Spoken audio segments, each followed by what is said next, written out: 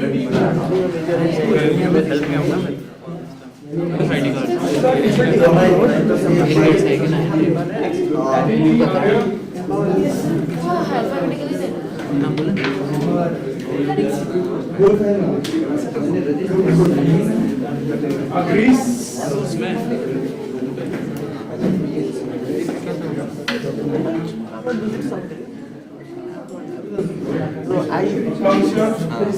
full time job.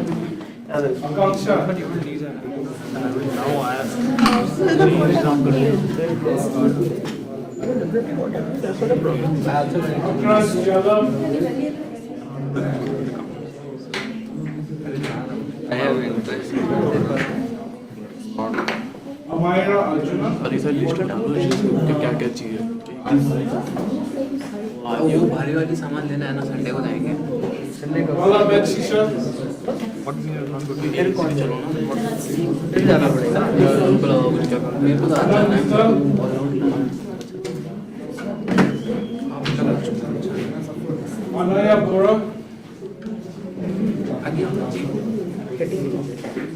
और वो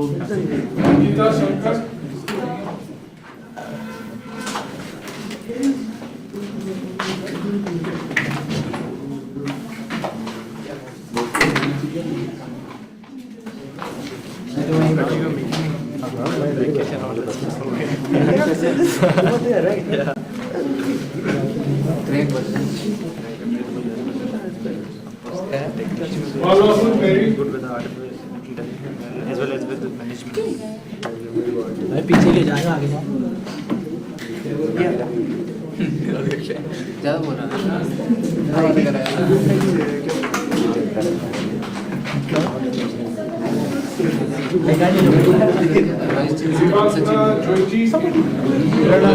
मेरे को पता चल गया था किसी चिड़ी गया शुरुआत में चिड़ी गया था बातें करी ना हमने देख बोलने लग जाता मैं तो बात ही नहीं कर रहा था शांत बैठा बोल रहा मत भाई that's why sorry बोल रहा yeah that's why पागल ही कब तुम 3 years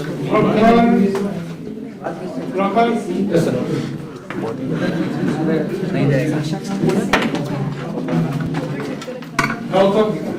गौतम तो कम बोलता है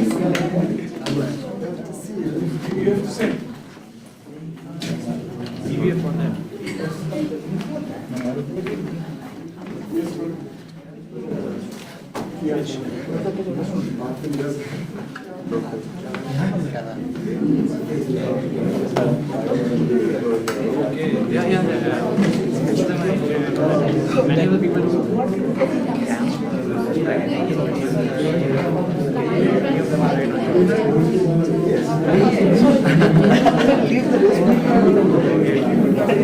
you have 3 words to decide. There's a couple of things you cannot say.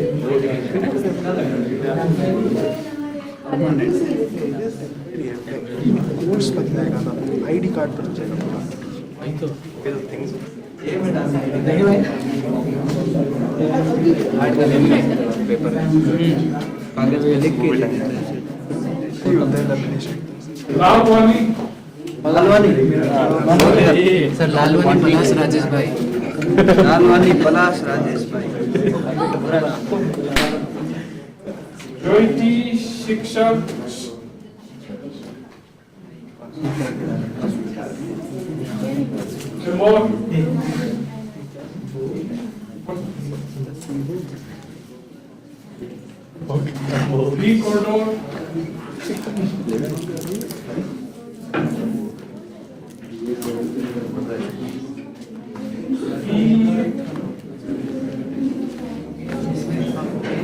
आगे जाके जॉब वगैरह के बारे में वो तो गलन में सर से बोल के चला गया अच्छा रहेगा पैकेज अच्छा मिल सकता है तुम्हें पैकेज तो NLU है तो मिल ही जाएगा पैकेज तो अरे वो जरूरी थोड़ी होता है मैं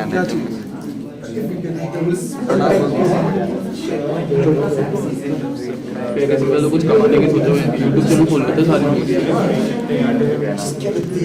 वो तो क्या नाम बताया भाई सर व्हाट नेम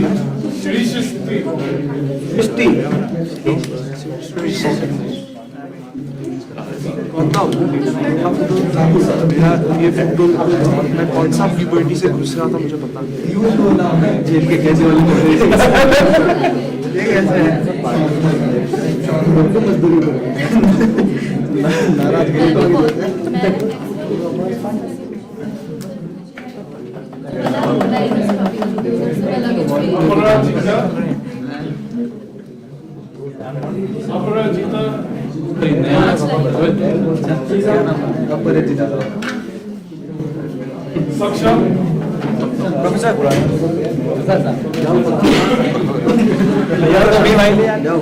ताले बजाना भाई प्रोफेसर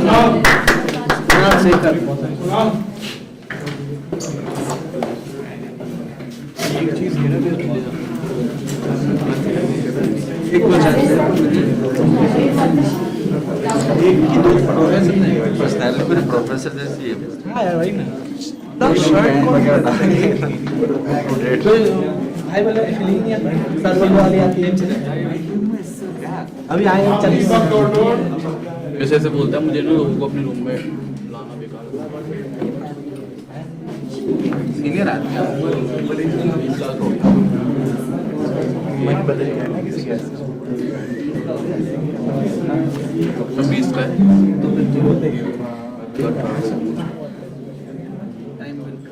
20 का होने वाला हूँ ये तो अभी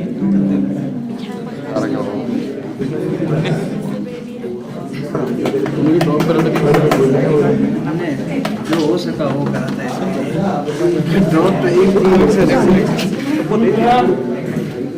रुद्राक्ष जाएगा नहीं क्या जाना नहीं था इतना पड़ेगा नीचे एडमिशन और सर क्रिटिका ट्रीटमेंट चाहिए तेरे को अबे रिफंड पॉलिसी नहीं तो साइड में जो है उसमें वहाँ पे जब खोलो रिफंड वाला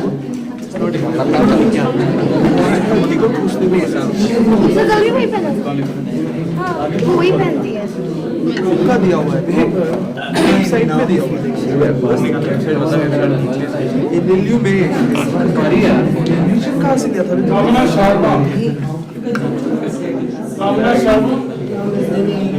मिलते भी नहीं बस आर्यन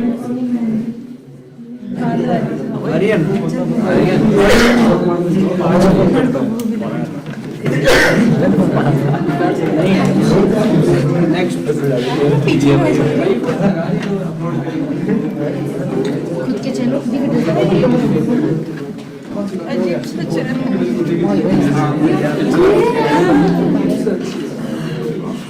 नहीं अच्छा ये सुखी कान सुखी सुखी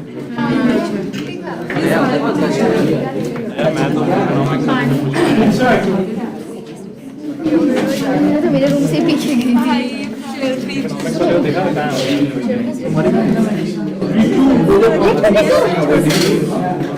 ए ला दे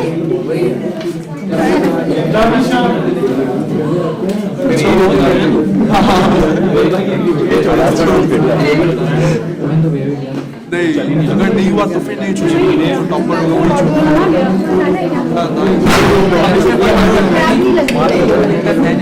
अगर तेरे को साइड में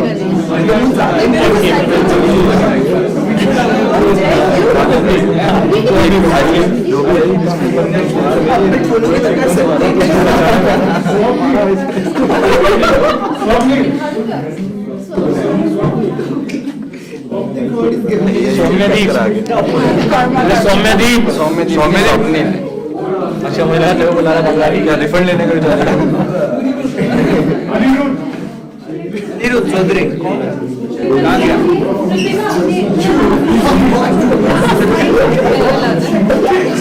मेरा रखा होगा तो ले आना मेरा नाम याद चौंक गया आश्चर्य पूरी शेरवानी पहन के आ गई बीबी है ना अपना अरे मैं तो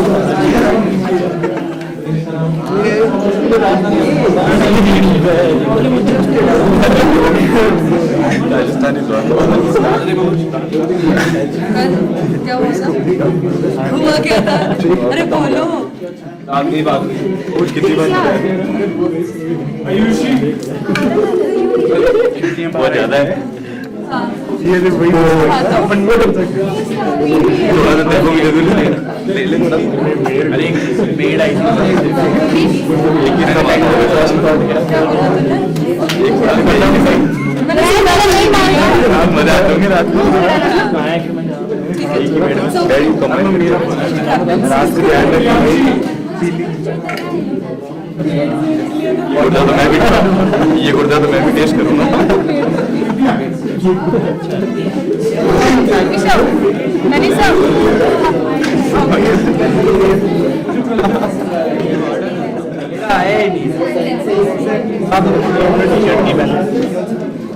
भी है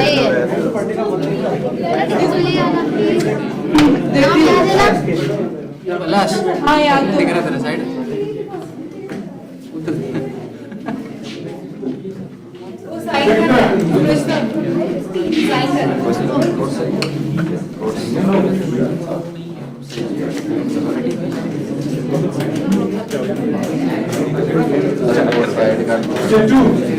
साइन भी होगा तेरे को पता नहीं चलेगा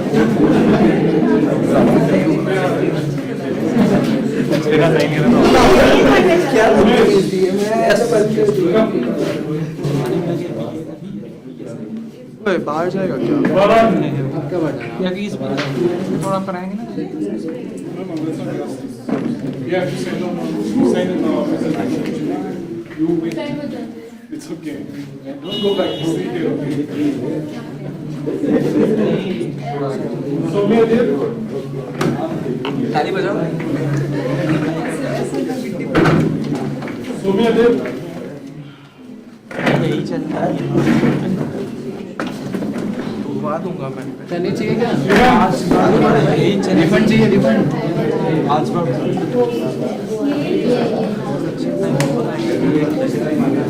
Guys.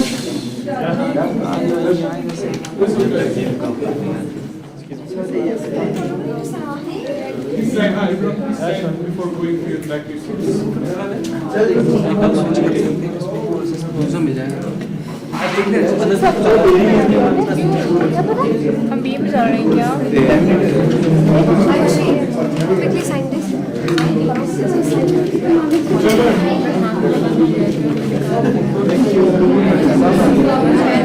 दिमाग होना चाहिए कोई चीज के लिए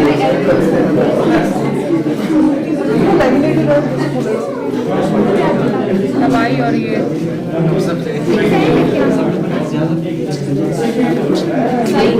सबने भी बना रहा है Arab signer.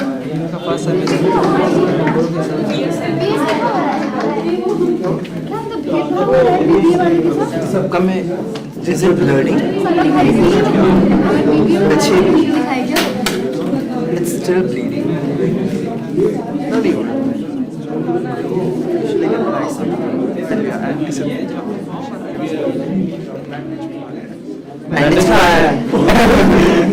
संडे का जरूरी नहीं कि आप मतलब कॉमर्स से मेडिकल से हो तो आपको मूड कोड बनेगा ना तो मूड कोड मीटिंग का क्या कोर्ट चलते चलते टीवी देखेगा वो का रूम सही है एलएलएम का रूम कहाँ है हमारे साइड पे Mr. Rumita Vishwas हमारे भी तो खुद का रूम है Okay, everyone, please settle yourself now. Please settle down. pass this sheet pass it down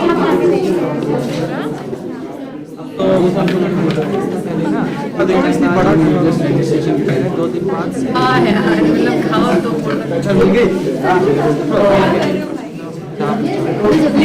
उन्हें बैठ गया मैं टेबल पे करते हैं 5 लोग बात अरे आगे लेके क्या ऐसे जाने में रास्ता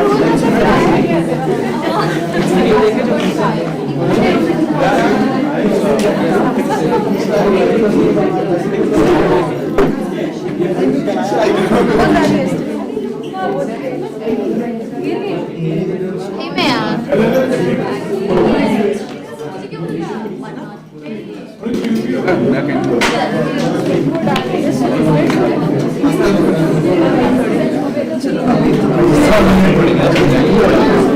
यार तो वो बता रहे यार करिकुलम भीड़ में बता तुम ज़्यादा सोचे भाई नेट नहीं चल रहा है बंगी पर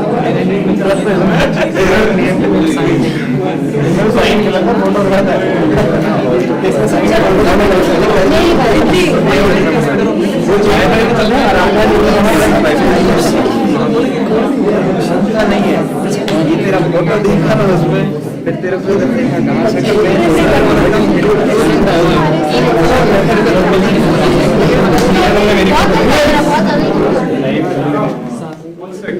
सृष्टि coach कवे does anyone know where she is? She's here though, she's come for the orientation.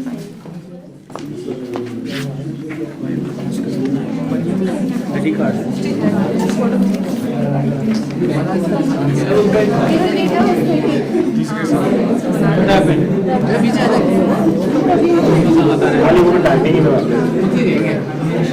बोलना भी ऑफिस का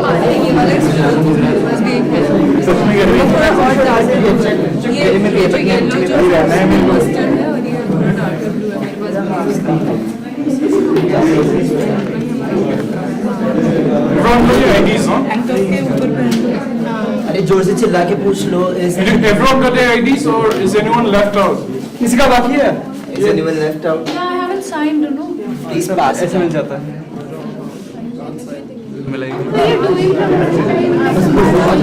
रिफंड मांग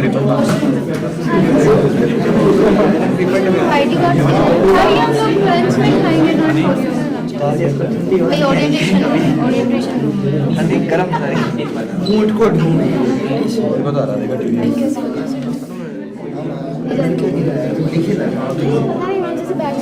यहाँ पे एक और मार के बालों से छुपा के रखा था आज का दिन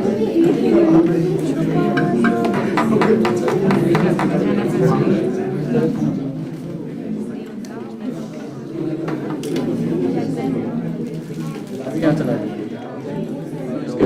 आज 15 रुपये ले ले हाँ वही डेमो देखो पूरी जाएगी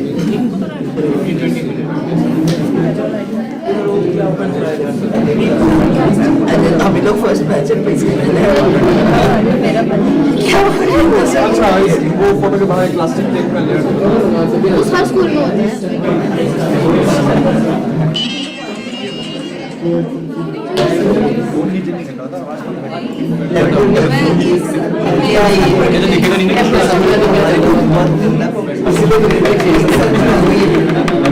हुआ था ना बैंक तो सुपर एवरेज है तभी तो हमारे फिर भी मैं सेकंड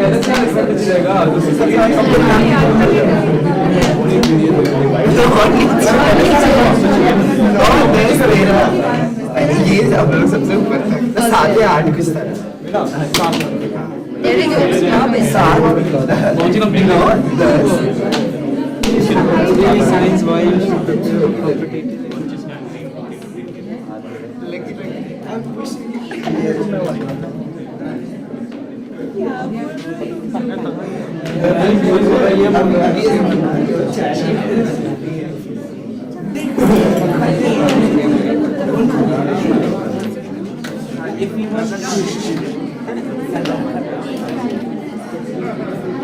हाँ यहाँ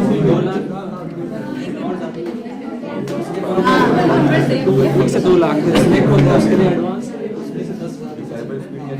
फोन से किया तो दे रहे हैं 10,000 की सीट यहाँ पर है तो आगे चल रहा है और उसमें काफी सारा रिजर्वेशन भी है ये लड़का तेरे जैसा नहीं साथ नंबर नहीं देखना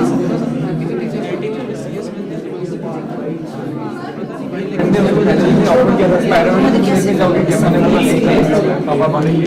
चीज वाला लंच उसके बाद थोड़ा 6 बजे 1 से 2 पीस होगा। क्या कहते हैं लंच ही तो होगा वन नहीं ये भी हो रहा है, ये बोली थी नहीं सिस्टर अब भी हो रहा है। वन पे छोड़ देंगे यहाँ। असम में होगा इनटेक हाइजीन कंजर्वेशन तुम्हारा नहीं मालूम पर मेरे मैक्स उनके प्रोफेसर उससे कुछ कराएंगे।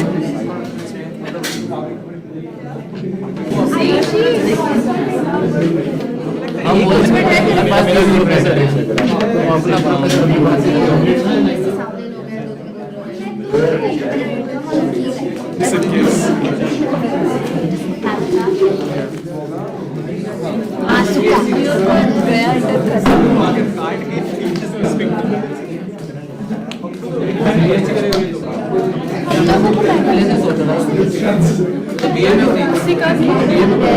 लगा ज्यादा चांसेस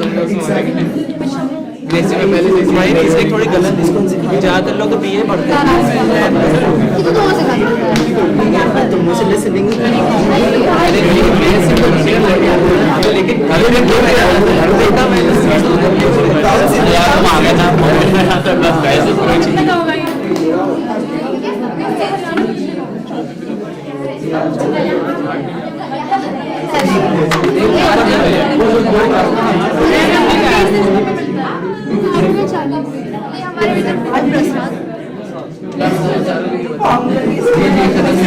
अकेले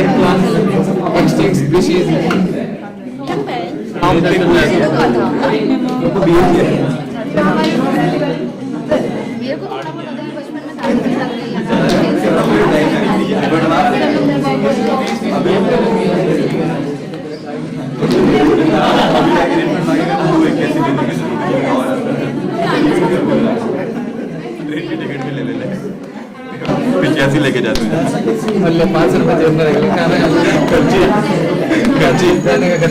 कि तुम पाँच में खर्ची बट कुछ कुछ वर्ड अगर मैं बोलने लगा वही मेरा क्यों आता है यार नहीं बाद में भले कोई दिक्कत नहीं क्या कर लेगा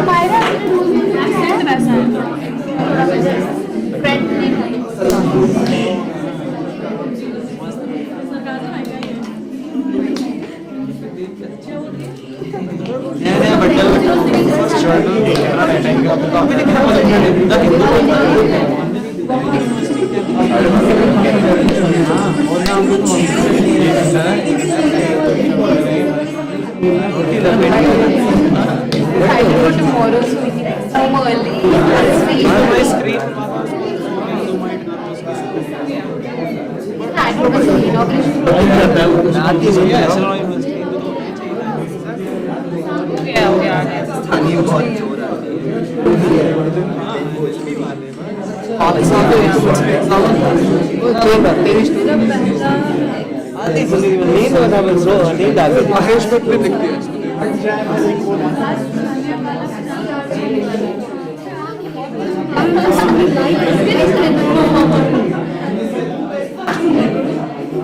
इसका नोट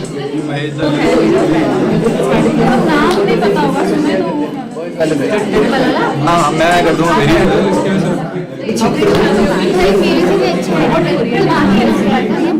क्या पता कास्ट हो जाए वो स्क्रिप्ट है भैया ये अगर मूवी छप गई ना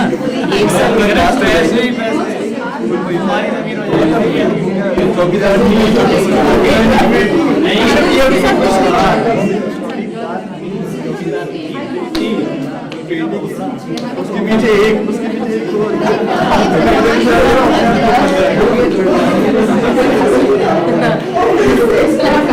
अरे यार लाता करते बच्चे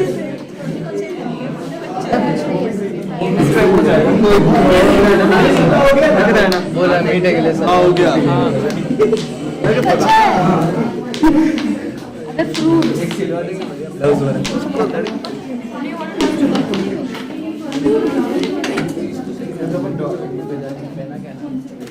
पोस्टर में भेज देंगे ना, मान भी लेगी सही।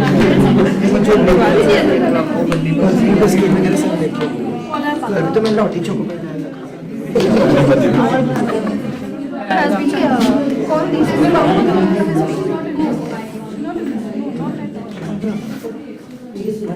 पापा ऐसा बोलते हैं मेरे को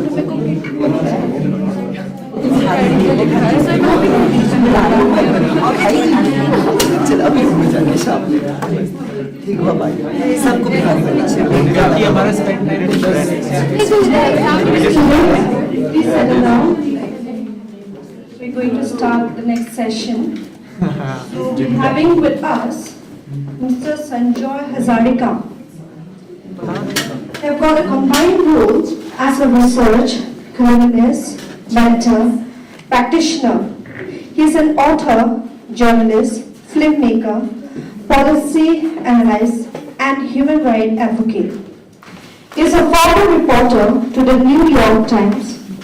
Hazarika founded the Center for Northeast Studies and Policy Research in India, whose flagship program is the innovative lead to both clinics and the Brahmaputra Valley that have reached nearly 3 lakhs people every year with health care since they began in 2005.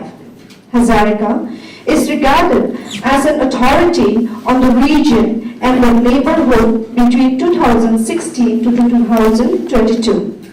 He was internationally director of the Commonwealth Human Rights Initiative, CHRI, which has worked extensively on police and prison reform, as well as right to information. In 2009, he founded and led a Center for Northeast Studies at Jamia Millia Islamic, New Delhi. The first such center for the study of the NER in a central university. His current work is closely engaged with issues relating to river, ecosystems, and communities, as well as climate, uncertainty, and its impact on governance and livelihood. Mr. Hazarika has scripted on the Brahmaputra River and issues about governance and conflict. Currently working on the travelogue of his journey on the Brahmaputra from Tibet on to the Bay of Bengal, Mr. Hazarika is a columnist and an author of 5 books, including the acclaimed Stranger of the Mist, on conflict in the northeast of India and its neighborhood, and its successor 25 years later. Stranger No More, he has also co-edited several books which include Hope Behind Bars and on Japan engagement with the northeast of India. His essay have appeared in the peer-reviewed journal Collection and Anthropologies, including the Routledge Companion to the Northeast. So we are privileged to have him today for this session. Thank you, sir. Welcome you.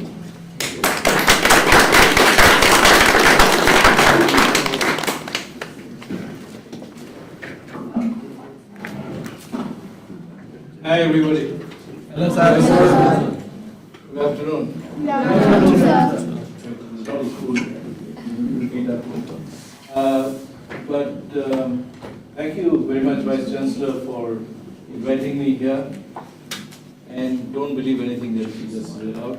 This is something that people really use to speak. You don't know.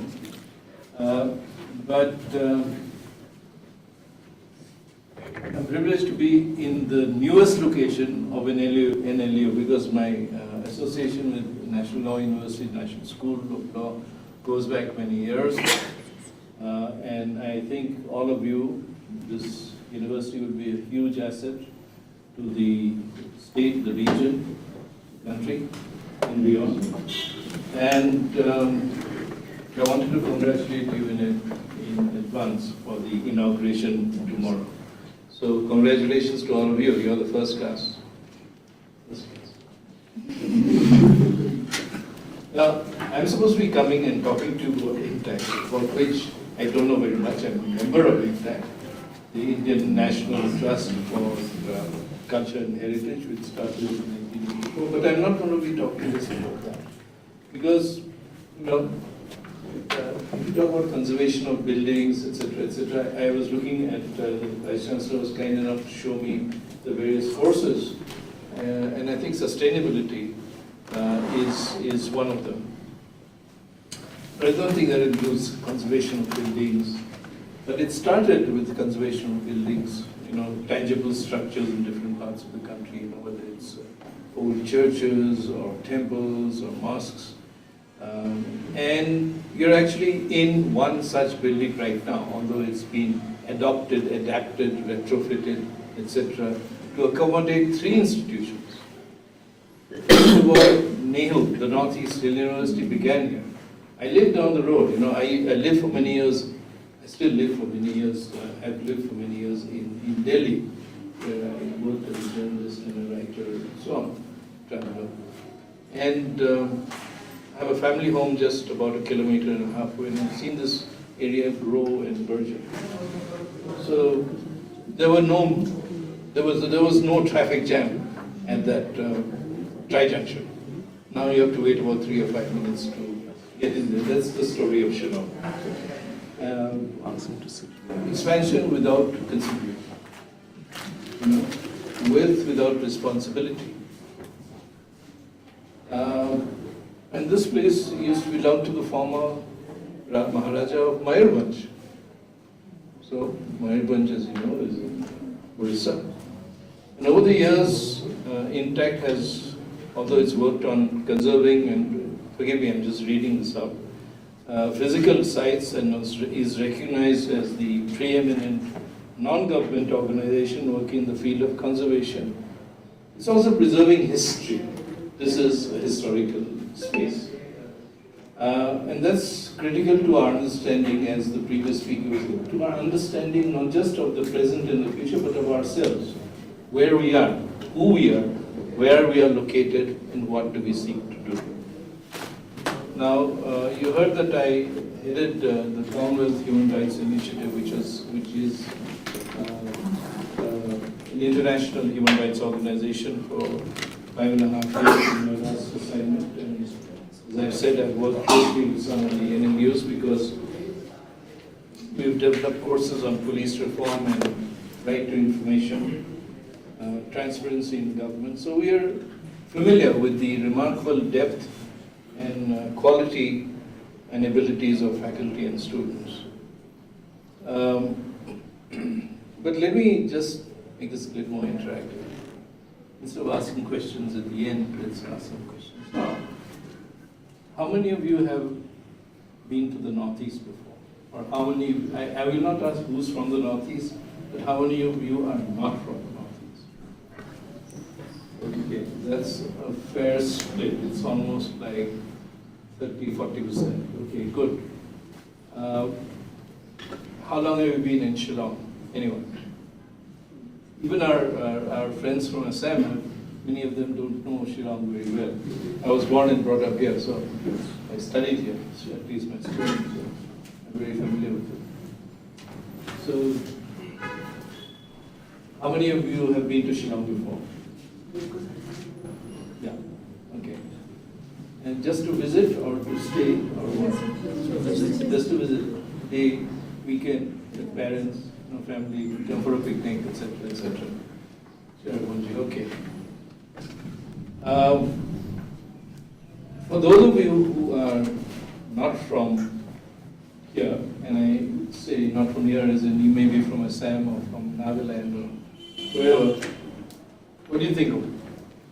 You can be honest, it's not going to be reported in the home history or. What do you think of it? Too much rain? Yes, sir. The roads not dry. You get mold on your shoes. All of the above. It's also clean air. It's one of the few cities in the region, I don't say just the country, but certainly among the few hill towns in the country where you can walk everywhere. There's actually, when Shillong was new state in 1971-72. The founders, and before that in Assam, began, if you go out, you'll find a sidewalk. That sidewalk goes almost all the way to the border of Shillong, where Shillong ends. There are not many places in any hill town where there are such long sidewalks. Okay, you may have to, even people come, you sort of have to make your space, etc., but that's part of living in the community. You can't walk in Guwahati. There's no place to walk. So, got a long story short, that's one of the reasons why I moved back to Shillong, is I have very good friends here. But I also like the space and the weather and clean air. I've lived long enough in Delhi and breathed toxic air, listened to the toxic media and the toxic politics. Enough. So come here. Okay, there is a bit of toxicity everywhere. Or the same country.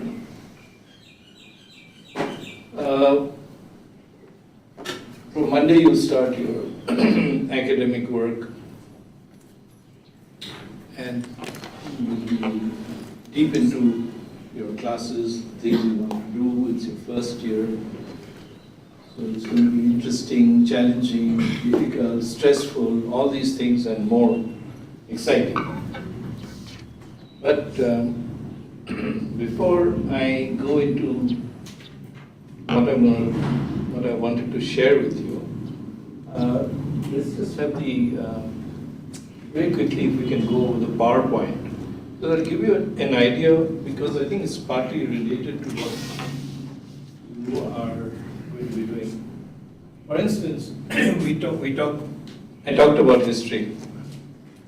And, for those of you who are going to be doing the course on sustainability, and which includes the environment and so on, it's very important to know about the past and to remember that we may not be from the same area, but there are some common heritage that we share as human beings. I mean, this is the Khasi Hills was one of the first sites where iron tools were actually smelted and forged. One of the few places in the world. So there is a high degree of civilizational knowledge that exists here, going back in time. You have communities and leaders of INTAC who go and scientists and archaeologists go so that, can you hear me? Yes, Yes, sir.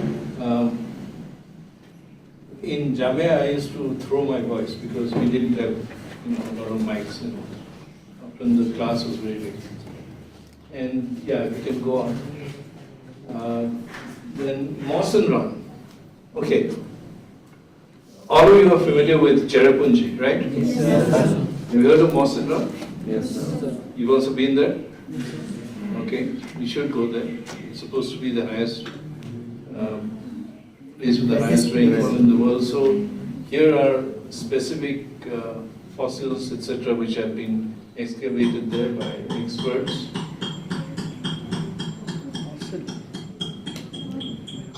And it'll be interesting for you to make a trip to these places to understand the oldest British outpost. Sora is Cherrapunji. So, and that's the father of Khasi poetry, very powerful poet. And you have very extensive, anyway, we can stop the presentation, very extensive and wide-ranging. I thought it was important to do that because, you're in an area that has 96% of its borders with other countries.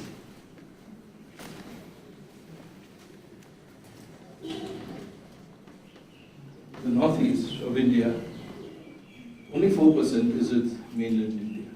There's a little neck called the Siliguri corridor, also called the Chicken's Neck. Thank you. Which we will talk about. And you have more than some 250 ethnic groups speaking almost as many languages. In Meghalaya, you have three main groups, the Khasi, Jaintia, and Garo, but there are many subgroups who all speak different dialects, almost different languages, in the same district. So it's extremely diverse, and as I said, it's in the first book, it's a anthropologist's delight and an administrator's nightmare. So you have endangered, it's a cultural hotspot, it's also a biodiversity hotspot with many endangered species, plants, etc., etc. Go to the Garo Hills, I hope you will. There are what's called the Siju Caves. They go on for about 22 kilometers underground. They're regarded as among the longest caves in the world. They've been explored, but not as extensively as or documented as they should be. And there are legends. Shillong itself is a legend, the creation of Shillong. Spelled differently. But you have in Arunachal, just at the border with Burma, Myanmar, a place called the Lake Pangsao Pass, Pangsao Lake, the Lake of No Return. There's another place in Mizoram, which is, all these places are on the borders. You know, called Reed Lake in Mizoram and Myanmar.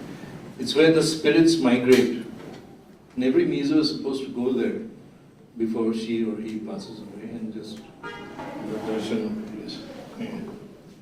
So it's fascinating, and as you've heard, there are many customary systems that live in very uneasy coexistence with modern legal interventions and constitutional processes. But what does this have to do with you? We have to make sense of this. Does this have anything to do with what you're going to be studying, working on, the lives that you will eventually lead, the families you'll have, the work you'll do? Life is beyond the classroom. It's very important what you have in the classroom, but it's as important, if not more, what you learn outside the classroom. Your interactions with your peers and friends and colleagues, but also with new people. The two titles of my book are, one is called Strangers of the Mist, the first book I wrote. The second one, more recent, is Strangers No More, but I'm wondering whether that was an appropriate title. We're still seeing what's happening across the Northeast, whether it's in Manipur or anywhere else. We're still strangers to each other. You know? We haven't overcome that barrier of mistrust and suspicion, misunderstanding. But what is beyond the classroom? I hope some of you will travel to the IIM campus, the Indian Institute of Management campus, which used to be here. They're now about 10-15 kilometers away in what's called New Shillong. And it's a beautiful landscape, you know, green and lush. When the rain comes in, it's amazing, it's magical. And I was talking to some of the faculty, and I think today they're having all what's called the Gamburas, the Rangbashnons, the headmen, come in for a conversation with the faculty and some of the students. There are scores of headmen coming from the villages. For what? They want to talk to the village community to find out what are their needs, what are their difficulties, what are the challenges. And I was just talking to the Vice Chancellor before I came, and I said one of the major things that I see in institutions, and I headed an institution in Jamia for some time, is the fact that everybody works in silos. You know, nobody works together. Everybody is having their little empire, and nobody shall enter these portals. But university is for students. And the more interaction there is, the better it is for the students. The more disciplines you walk across and absorb seamlessly, you know, I think it's really energizing. So these Gaopuras, or elderly headmen, will be given a tour of the Management Institute in Shillong, and then they'll be talking to them. And the idea is to send the students to live with the villagers for a couple of weeks in an academic year. And I think that's an amazing thing. I hope I'm not being too unconventional, I hope that you'll also be able to do that. Because ground reality is very different to our perception of reality. What we think of something may be very different to what is being experienced by somebody else. And our experience of that experience will be different also, as all of you know from your lives. So these may not be earth-shaking problems they try to deal with, maybe not legal issues or great management issues, but things like drinking water. That's an issue not just in Shillong, but across the region. In an area that gets so much rain, there's still a shortage of water. Right? And this has been there for the last, I've known it for the last 40, 50 years. Every time I come to Shillong in April, May, there's a shortage of water, and we have to call for a tanker to come and pay them 250, 300 rupees for a tank full of water.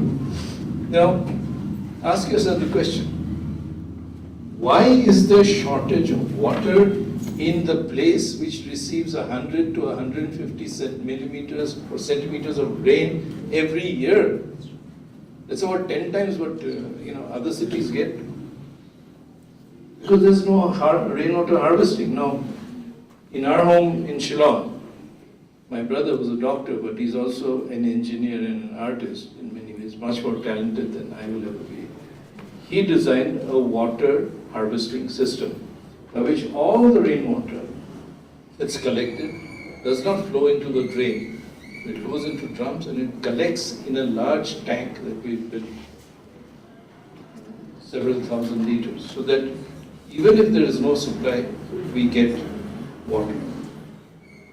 Now, if you're able to do that, but there is no law in Shillong that says, there is a proposal in Shillong that says that there should be rainwater harvesting. I know because I was on a UN committee that, we did basically survey of rural Meghalaya, rainwater harvesting and sanitation in rural areas. But when we presented to the government, I said, the first thing you must do is have rainwater harvesting in towns like Shillong, Tura, Joy. Because that's worked in one place, a place called Aizawl, or rather in a state called Mizoram. Anyone here from Mizoram? Yeah. When I first went there in the 80s, I was amazed. You're driving up, because then there was no airfield. You're driving up from what's called Silchar up to Mizoram, and you see these houses with huge Syntex tanks. At the time there were no Syntex tank, and an underground tank. So they would collect the water, which would flow into the underground tank, and the other one then they will shut, and the lower one is full. So they did that with funds from the World Bank in the 1980s. So they still have shortages, because I still remember what does this deal with? There's an issue of rights here. Who carries the water? Children and women. You never see men carrying water. And they carry water on these buckets through the drums, and they take them up hillsides to their homes. So you dealt with the issue of drudgery and the fact that women and other people could use the time fruitfully. So then the other issue is health. Meghalaya has among the highest mortality rates among women at childbirth. Highest is Assam. I don't know if our friends from Assam know this, but the most dangerous place in Assam to be individual is to be a young woman who's pregnant in a rural area, because there are 1 in 50 chances that you're going to die in childbirth. But that's a huge change from 1993-94. Nearly 500 women used to die in childbirth. It's called MMR, maternal mortality ratio, to 1 lakh live births. Today it is 202 or 203, you can check out. And I'll talk about that in a minute, because that was a huge learning process for me. But some of these things are what you are talking about, doing innovative things. You're talking about in IIM, they're going to send their students to live with villagers to find out what the problems are. I think that will be a huge, because you are going to have these legal aid clinics. Even we'll also send them. Yeah, so legal aid clinics are absolutely best to do intelligent, innovative interventions. Because you can design in conversation with people, not just with faculty. Faculty is brilliant, but then the community may say, it's like once we were doing a big survey across the Northeast on what people wanted, vision document. And the government said, we want to build a bridge here, a road here. The village says, we want a school. So priorities are different, what people want and what officials or politicians, bureaucrats want. And I think that's very important to recognize. So these issues that I mentioned are all related to rights, governance and constitutional provisions that involve both the center of the state but also local communities. Because as you know, many of you, Meghalaya and some other parts of the Northeast, including parts of Assam and Mizoram and Tripura, are under what's called the 6th schedule. Because at the time when the constitution was adopted, there was a special committee for the hill areas of the region, chaired by the Chief Minister of Assam. And the recommendation was affirmative action, protective status for the hill communities. Now, 70 years later, it's a different situation. Because at that time, Assam was the big mother state. Nagaland, Mizoram, and Meghalaya came in the 60s, 70s, and 80s. But 70 years after these provisions were adopted, and local governance is in the hands of what's called the autonomous council. And then you have also the village councils. So it's very complex. And they're in clash with each other because they're not working together. And many of those who are in hill councils want to go to the state assembly and become ministers. Right. If you look at all the ministers in Meghalaya, many of them have come from hill councils. But the contradictions that you see here, constitutional and otherwise, is that the Constitution talks about environmental protection, all these sort of things are there. It's anchored in the Constitution and under different schedules.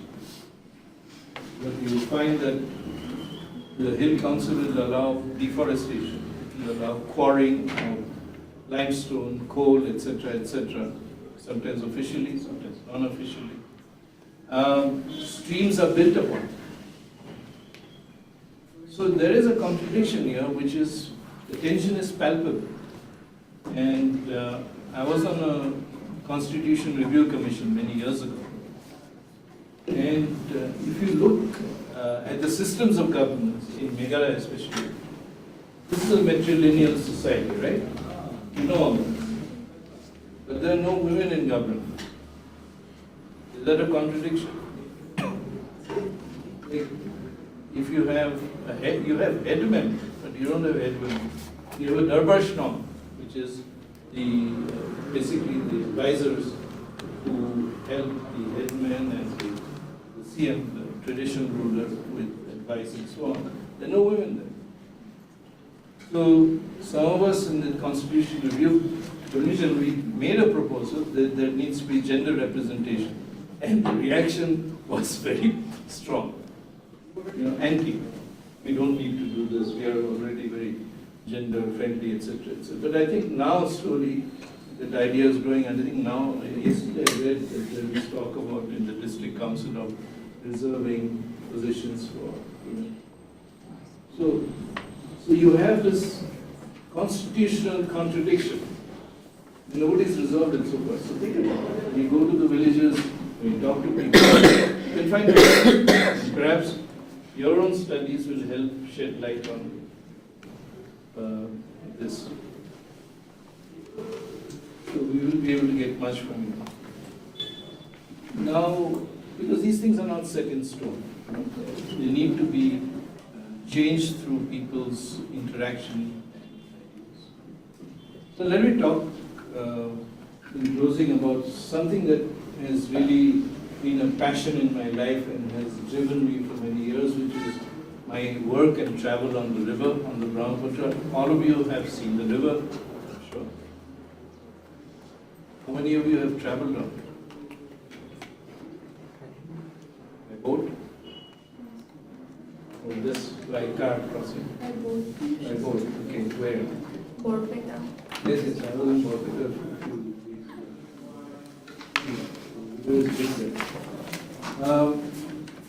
I'm working on this. I traveled from Tibet down to the Bay of Bengal, not in one go, but in different segments over many years. I made a few films on it, one with Janu Guru. If you Google it or you look at our YouTube channel, it's called The Quest for the Brahmaputra, River Story, The Quest for this kind of film that is. Now, I look at the river as a teacher. I've learned a lot from traveling on the river, conversations with people and so on. When you're on the river and you're on a small boat and the river is 12 kilometers or 18 kilometers wide, you realize how small we are and how actually it helps us. You can have the best technology in the world to stop floods, doesn't work. Because the river is an entity. It is not just a river. So one of the learnings that I experienced, shall I say, moment of epiphany. I was traveling, we were traveling, Janu Barot, the filmmaker, and I were traveling from, you've heard of Majuli, of course, the great island in the heart of the river. We were traveling by ferry to the island. And we came across this very tragic story of a young woman who died in childbirth on that ferry coming across. And I tried to was sad and intrigued as a journalist, so I researched a bit more and found out the young woman, teen, she had been brought from her village with a complicated pregnancy. They missed the ferry, there are only 2 ferries. They missed the last ferry, so they spent the night on the riverbank. Now, how many of you have seen the Brahmaputra in flood? At night, it is like roaring like a tiger. Or even more. I wish I brought those slides.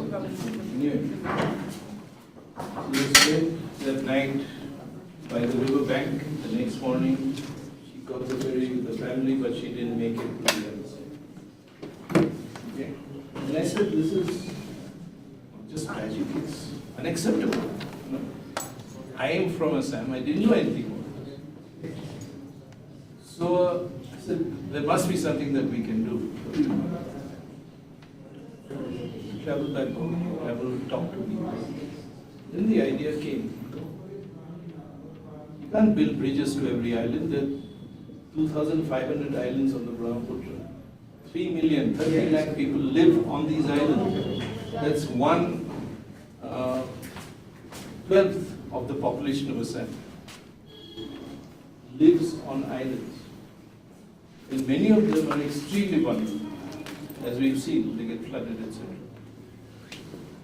So, I said, you can't build bridges, you can't build roads, obviously, but you can take healthcare by boat.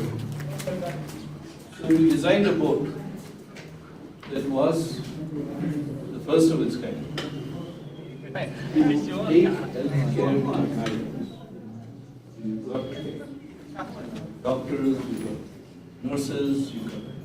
I designed it with a lab. You have a lab on the boat, you have a pharmacy, you have places for people to stay. And even as I speak to you, one of the boats is being rolled out or put on the water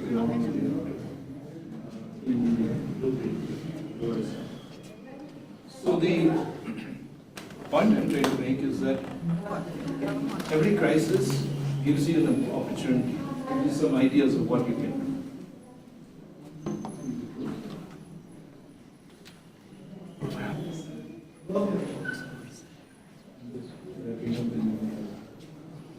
So it's a simple thing there.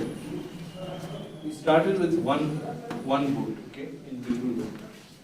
Today, in partnership with the government, we have 15 boats. We reach 2.5 lakh people with healthcare every year. These guys are out on the water 20 days in a week. And at these kind of times, it's extremely risky. But they all have life jackets and all that, but still, every day I think about it. But I say that do not ignore the smallest idea that comes to you, because it may save a person's life. And ultimately, we have only one life. And if we can do something that improves the lives of others, whether you're a lawyer or you go into management or you go into business or whatever you do, that is enough. Thank you.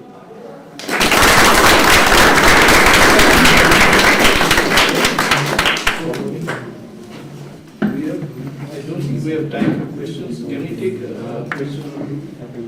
Do you have any question, anyone? So we can arrange another day more elaborately. Well, I'll come and show the film. Sure. Okay. Thank you.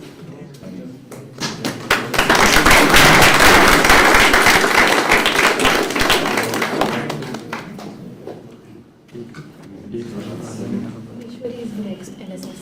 Oh, Omeshwari, can you use it a little bit because we need to cook with you for lunch.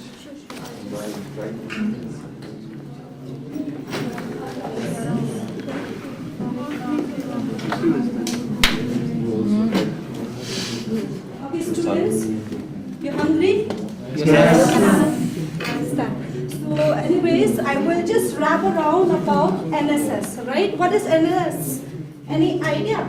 Yes, ma'am. What it is? National Service, something. It's about helping people and helping the poor. Helping people and helping the poor. All right. National Service Scheme. All right. So, when I say National Service Scheme, I think you understood. We are serving whom? Whom are we serving? Please. Whom are we serving? The people in need. The needy, the society, right? So basically, through this particular NSS, all right, it was formed by the Indian Government Sector Public Service Program, all right? And it was launched in 1969, conducted by the Ministry of Youth Affairs, Sport of Government of India, all right, which is shortly known as NSS, correct? So now, the main core, the main objective of NSS is to orient the student youth to community service. So through NSS, what we do is, we take you to the community, all right, whereby we introduce you with them, whatever the need is, we try to help them, correct? So, now in this NS, there is one motto, very interesting. What it says is, not me, not you. I'm not helping me, but I'm helping you. Alright? So, now we have this objective. What is that? First and foremost, it says to understand the community in which they work. First, we need to go there. We will adopt a village through NSS. Alright? We identify which village need the most, and then we adopt them. Alright? Then after that, what we do is we try to understand. Then after that, to understand themselves in relation to community.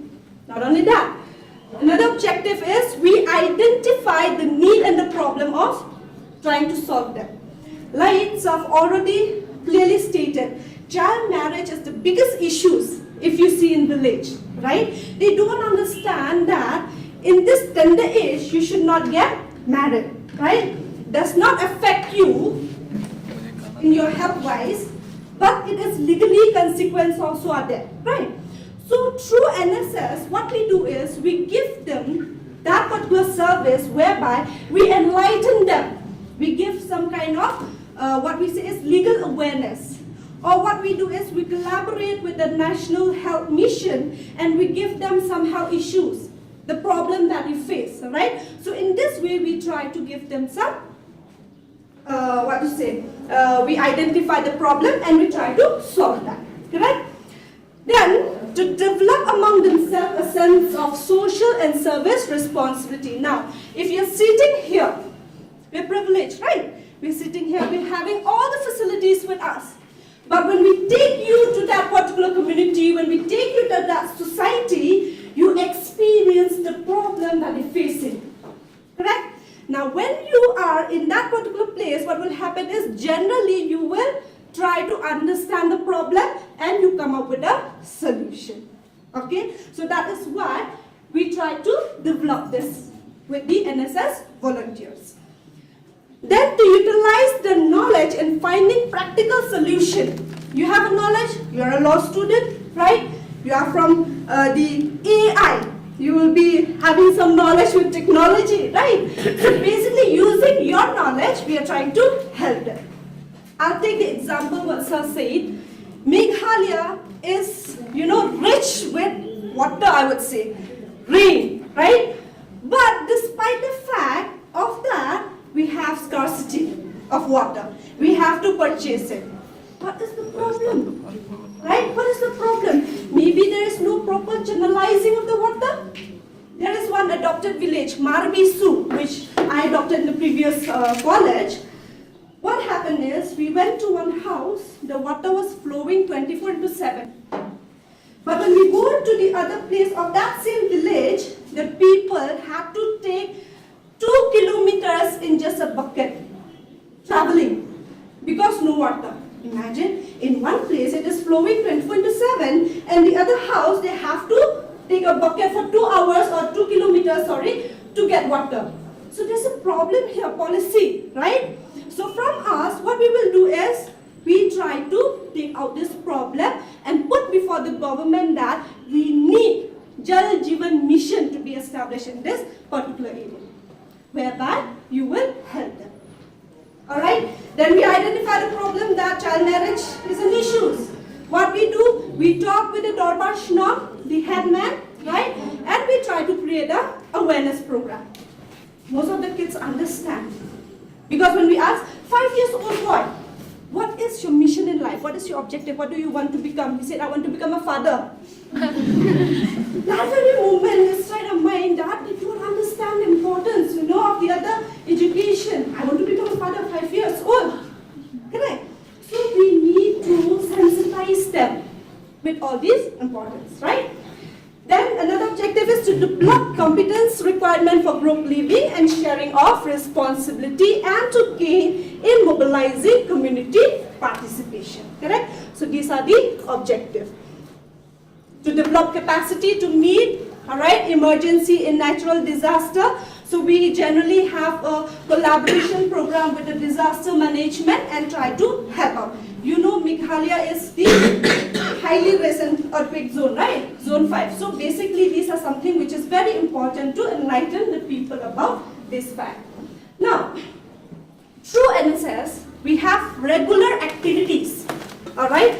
So some of the activities are camping. Some of the activities are camping. We take you to that particular place and for 1 week you would stay there and do the camping, right? Then the donation. We try to arrange this. Blood donation, right? Very important. Immunization, very important. Plantation, very important. And another, disaster management. So these are the activities regularly that the NSS would introduce, all right? And many adventures program. You would love this basically. So what are the benefits? You would say, I'm working for the society, but what is my benefit? Your benefit is we issue you a certificate, like you have, right, this NCC, right? So we issue you a certificate and it is having a weight. What happens is, in the other higher education you do or whatever, you will produce that particular certificate and you get some benefit out of it, right? So I won't go to this slide anymore. This is a video clipping I wanted to show, but I think I should stop here. So this is NSS, all right? So maybe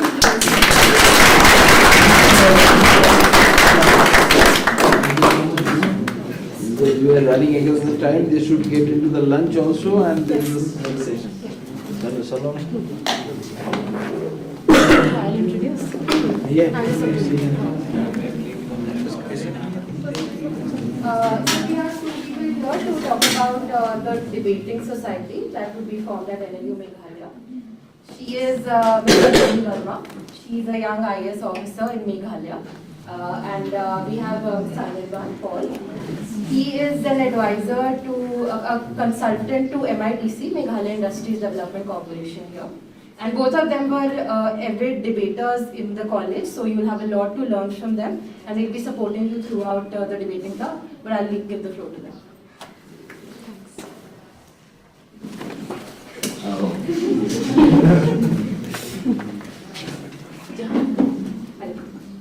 Leave it, Saloni, all the time. Yes. Hi everybody. Hello. Please, everybody seems very sleepy right now. Hello. Hi. Okay. So what we'll do is we'll just, there's a lot to talk and a lot to discuss, but we will make it extremely brief. Anirban, who's my friend, and I, we will take a topic. I will be speaking on one side and Anirban will be speaking on the other to give you a little demo on what debate really looks like and what it entails. So Pragya, can you just give us the topic, please? Okay, so take the topic that law school students, this house believes that law school students are smarter than others. Right. So, okay, I'm speaking for the motion. Mr. Speaker, this motion is inherently flawed. It's like debating whether the sun rises in the east or not. We think that law school students are inherently smarter than all other students, and it's a fact set in stone. I'm going to establish that with 5 arguments from my end. Number 1 is that it requires a commitment of 5 years. It's a long period of one's time, and in a generation which has so much phobia of commitment, the fact that we can give commitment to something shows that this needs indomitable will and spirit. No other course demands that. Number 2, and I think jokes apart, preparing for an entrance like this demands a lot of resolute skill, it needs determination, it needs hard work, it also needs you to be quick on your feet, it needs you to adapt. So we think that the preparation of this process of preparing for CLAT or the NLU Meg entrance takes a lot from the student, and that's why only the smartest of the lot are able to clear an examination to enter a prestigious law school. Argument number 3 is that the diversity that a career in law offers you, you learn about litigation, there is international law, there is financial law, corporate law, business law, and we think, Mr. Speaker, that while India is a melting pot of all cultures, we think law schools are a melting pot of disciplines, and the exposure that they give you is unparalleled, thereby making their students the finest in this country.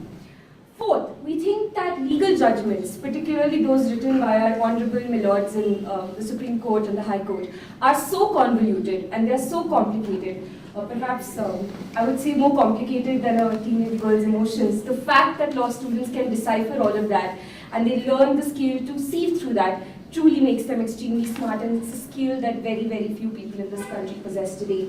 And lastly, my 5th point would be that a lot of alumni, be it police personnel, be it businessmen, academicians, politicians, civil servants, all of them have come from a law background, right? And we think that this diverse... Yes. Yeah, does intellectualism of law school incorporate any specific definition? We think that intellectualism starts where law students want it to begin and ends where they want it to begin. We don't think there's any such definition we'll go with right now. But my last point is that a bunch of alumni, be it businessmen, civil servants, politicians, of course very prolific lawyers, come from law schools themselves. And as a result, we think that debating a motion like this is, well, pointless, because we think that definitely law students are much better than everybody else. I rest my case. Thank you very much.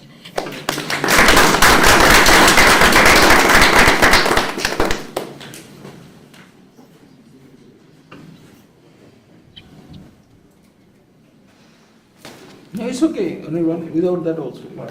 I'm audible, right? Yes. Mr. Speaker, so the campus we stand on today is a 102-year-old campus known as Mayurbhanj, gifted by the Queen of Mayurbhanj, also an architect marvel in itself, because for a structure to stand on for such a long time, it actually requires a certain amount of architect, not built by a law student, but by an architect. A course of BR, which my respected opponent has spoken about, that it takes a commitment of 5 years, multiple courses in India still do, right?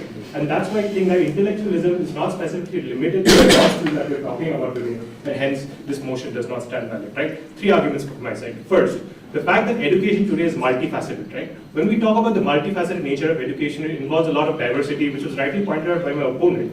And therefore, the reason that we have diversity, it should also reflect in some bit of education, due to which, at the end of the day, we are coming here today after making different kind of decisions from different backgrounds, from different sort of classes, castes, etc., the kind of divisions we have in society, and yet we are able to sit in the same classroom, right? This shows the fact that the intellectualism is not a monotonous definition, it's actually diverse in its own self, right? Second, the fact that law school in itself has a certain amount of inherent elitism linked to it, right? Because of the fact that at the end of the day, a lot of people might actually have access to law school, which means you might actually have access to coaching, you might actually have access to your mentors, but the fact that a lot of people today still do not have the capability to even avail that sort of access in the first place, and therefore multiple representations, not just in law school and across the country, are not certainly representative of what intellectualism literally means in the society, right? More than that, my opponent spoke about the fact that we need to really sort of interpret legal judgments which are complicated and convoluted, right? Nobody literally asks for that, because like a person who's making that judgment is a lawyer himself,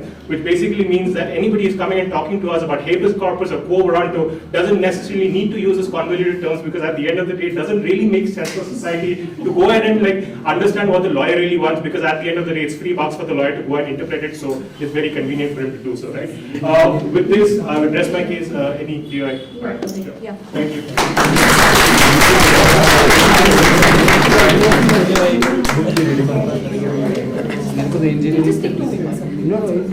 Take 5 minutes around here.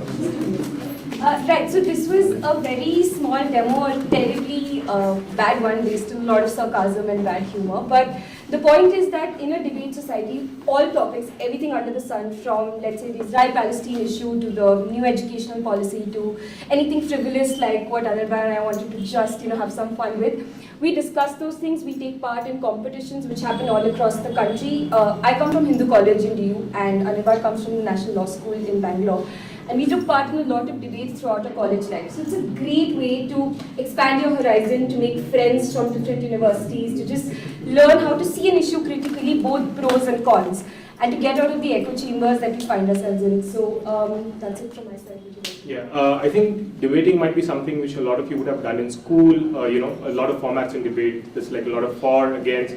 Essentially, sometimes it becomes a lot of extempore speech, etc. But essentially, Shillong technically still follows the extempore style, but in a lot of bigger institutes, they resort to the parliamentary style of debating. I'm not sure how many are familiar with it, but essentially the reason why Saloni and I are here is because we at least want to sort of get you into the groove of why parliamentary debating is important. Because, of course, while moot court, etc., are essential skills for a lawyer, things like debating, kind of like able to make negotiations, present arguments are also sort of like very fundamental to the kind of life you will have in law school. So, and not just law school, if I may add, I mean, good communication skills are a bare minimum no matter what you do in life. So it really helps to debate. Of course, you can be a good communicator without it too. But we would urge you to try this activity if you want to just explore different ideas, expose yourself to viewpoints you have never thought about. And Anirban and I will be here to help and handhold. Our role will be to form a debate society for NLU Meg. We'll start next week. We will have a preliminary audition, a basic process through which we'll see if you possess the minimum aptitude for it. And the minimum aptitude is just some basic, let's say, confidence to just speak. That's all. Everything else we'll train you on. So yeah, I think we'll start on Monday, right? Yeah, we'll start on Yeah, Monday. just tell the plan a bit. Sure. From Monday to, you have sent that. Yes, I've sent it to you, sir. You want to talk about it? Yeah, so from Monday onwards, as Saloni was mentioning, we'll just have like some sort of a preliminary introduction and some bit of an addition. It's not going to be like anything harsh or something, but just so that you sort of ease into the system of debating, etc. We sort of understand what is the kind of commitment you can give to the debating society, etc. So on Monday, what we'll do is we'll properly share the format of parliamentary debating, what it means, the exact structure, etc. And on Monday, we'll also acquaint you with the kind of topics that are debated, very technical, almost a technical session, much more formal than this has been. And on Tuesday, we'll have an audition process, which will involve mostly giving you a topic, giving you very less time to prepare. We don't want anybody copying quotes from Google and narrating that. That's not what or we ChatGPT. Or ChatGPT. They have a session with more than ChatGPTs, right? They now know many others. Yeah, none of that. Just like spontaneity is what we'll be testing. First on Tuesday we'll have an audition, nothing too hard, just basic. And by Wednesday we will start mock debates for this society. So that's the plan, sir. Yeah, okay. Great. Thank you so much for listening to us. Maybe once they are meeting you on the Monday, you can have a further interactions that how you are going to go about, and I want if all of you can get involved. Because I echo what Saloni is talking about, communication is the key, which we have also seen yesterday's presentation, right? So until unless because the professionals live with the communication. If you are not a good communicator, and your soft skill is not good, then you cannot really build your career. As a journalist also you will acknowledge me on this particular point. Thank you so much. Thank you so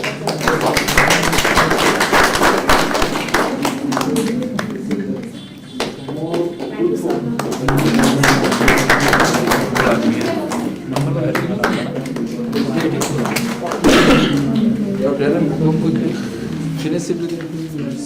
And then, see, we have to finish it within 2 minutes. We have to go to halls, grab your food as quickly as possible because 2:30, again we have a Professor Philip Gallet. He will speak about the internationalization of legal career, and he will be a professor here, professor in residence. He is a professor at present, a professor at University of London. Okay. Yeah, go ahead, please. Okay, guys, I'll have So you know this guy, right? So thank you for giving me attention. I'm just going to keep it very short and simple. So I'm here to talk to you guys about the legal aid cell, which we will be establishing in this university. And I just want to leave you with 5 points, okay? The first point is that what is a legal aid? A legal aid is a provision to provide legal assistance to those who cannot afford it. Okay? Simple enough, right? Everyone got that?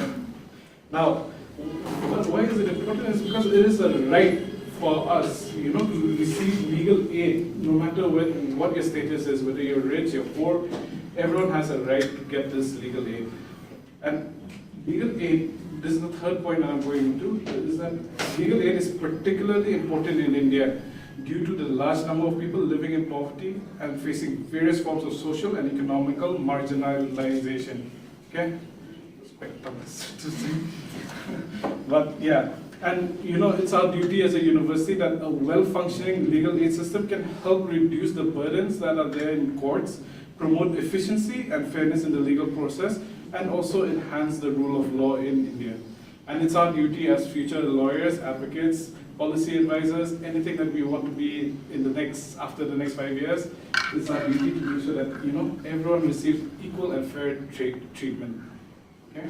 And now for my final point is that as a law student, it is your responsibility to promote and to strengthen this legal aid system in this country by volunteering. Okay? See, legal aid cell is all about pro bono work. You know what pro bono work? Anyone watches Suits? Pro bono work is all the stuff that you do for free for the good of the society. And you know, by doing all of this, we can also advocate for policy changes, and also we have so much that we can do. And when it comes to that, that's the legal aid in this university. So any questions? You can talk about 1, 2 lines on moot court. Moot court? Moot court is there. Oh, is it? Yes. Okay. Yeah. But come on. So Baraber will be speaking to you about the moot court, okay? Hello everyone. I know we've met before in the hostels, right? So today I'll just be briefing you about what moot court is about, okay? I'm going to tell you about the resources where you can find these moot courts, what it is about. That's it. Okay, I'm going to make it very short. So what is moot court basically? It is a mock trial.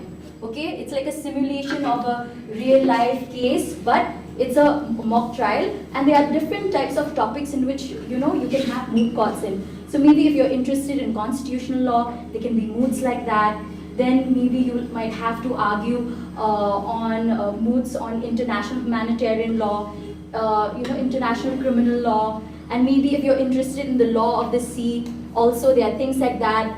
All right. So, for instance, have you heard of this moot court called Jessup, Philip Jessup? Okay, this is the this is the biggest international moot that we have. Okay, it's called the Philip C. Jessup moot. It is the World Cup of mooting in the world. All right. So I have also judged the Indian rounds for Philip C. Jessup around 4 times. Okay, in the oral rounds, and it is very, very competitive. It's on international law. All right, and on international, that means it can be on issues on environmental law, on criminal law. Also, it can be a mix of various things. There is also the ICC moot, International Criminal Law moot. All right, and this again, it is held in the international rounds is held in Geneva every year. There's also the Manfred Lachs moot court. Again, this is on something very interesting, very futuristic, on space law. Can you imagine that you can have a moot court, a mock trial on space law issues?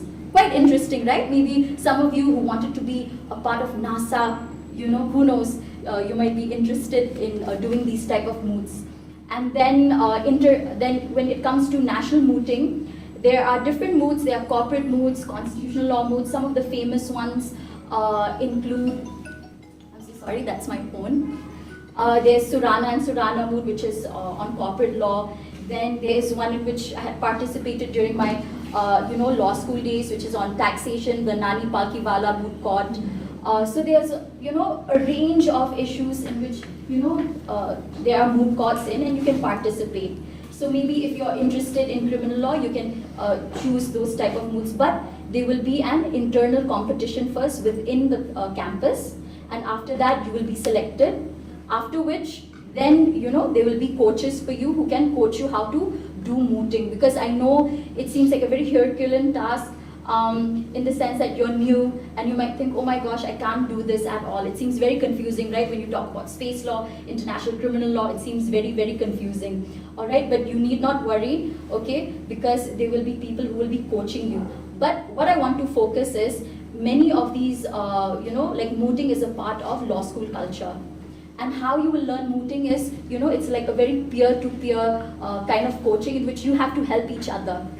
Okay, so when you moot, it is not only about speakers alone. Maybe there might be some students who are not very, who may be shy, okay, but then they're very good at researching. So generally, the moot court format is like this. There will be 2 speakers and 1 researcher in a team. So they might be in a team of 3 or sometimes 4 or sometimes 5, and there might be someone who is your guide, okay? But mainly you cannot depend only on faculty to guide you, because you have to do the work on your own. Nothing like working on your own so you learn better, right? If somebody just spoon feeds you all the time, then you won't be able to learn, right? But if you work together and try to search, research together, you can do so much better. So this is the format of a, moot court.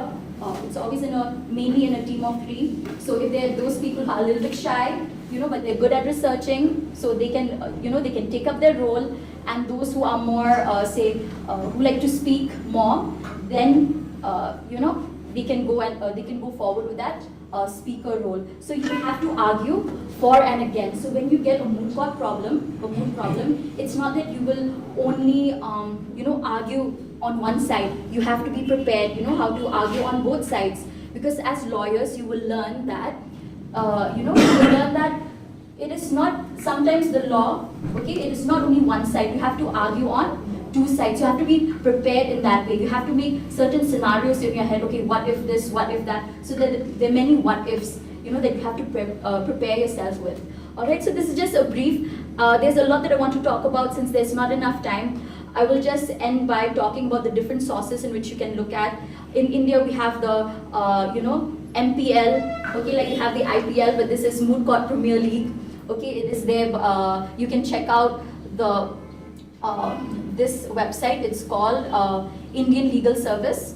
Okay, so if you check out this website, so there's the MPL, Mooting Premier League. You can also look into Loctopus. Have you heard of Loctopus? Anybody? Right. So you can look at that also. Where they have updates about the various moots that are happening, or the various research essay competitions that are happening. Also, you can, there's another, resource also, Knowledge Stees also, sometimes they post, different conferences and moots as well. So, I will say that your generation, Gen Z, you are very, very lucky because you have technologies at the tip of your fingers. And if you want to know more about these, moots, you can just Google it, right? I don't really need to explain to you that much. But knowledge is in your fingertips. Thank you so much, everyone. I hope to see you again soon. What we'll do today, we have cut short everything. So Bala will take an extended session on moot. Okay, Saloni and Anirban will take an extended session with you on the debate. He will take an extended session on the, all this thing. So what basically happened, if I can correctly remember, your first half is very packed with your top courses, but latter half is not packed.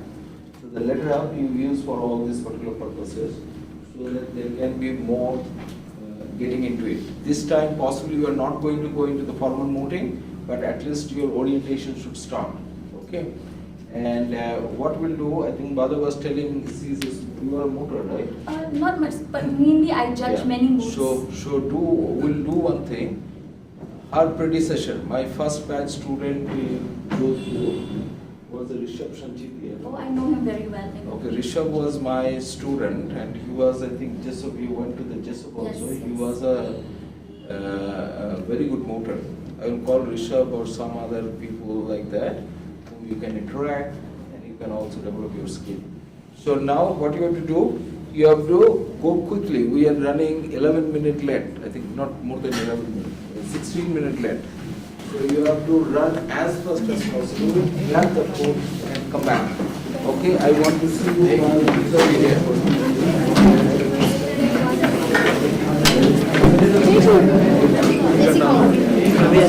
वापस भी तो आना है